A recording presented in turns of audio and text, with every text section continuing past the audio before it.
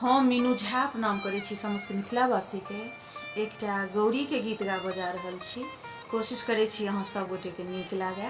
धन्यवाद। जय मिथिला, जय मैथिली। चलले सीता सुकुमारी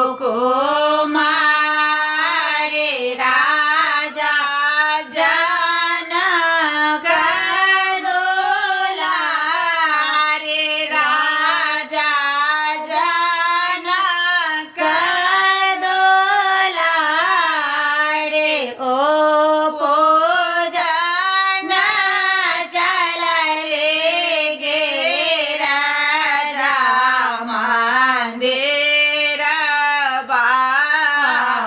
में।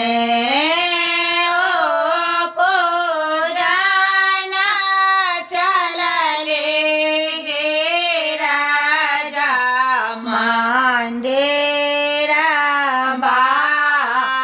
में। संगे साखे दुए चार गोथलने फूलक हार, गोथलने फूलक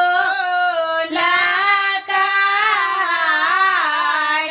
ओ पूजन चलले गे राजा मंदिरवा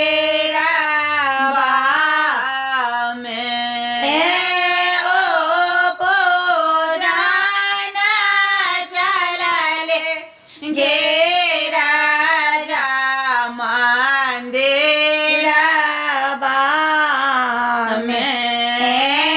सीता कठिन व्रत ठानि लेल, मन में शंका सबके भेल, मन में शंका सबके भेल।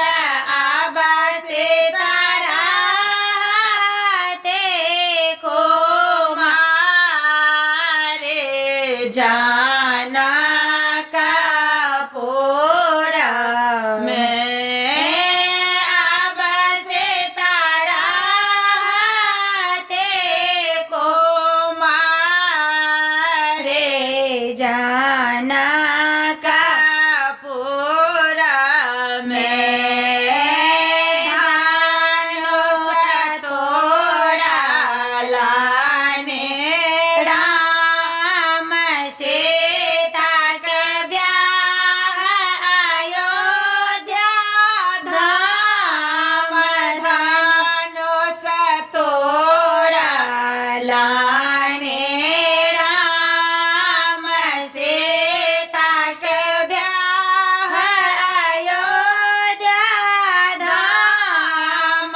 से सब गावऽ लगले मंगल जनकपुर में। सखे सब गावऽ लगले मंगल जनकपुर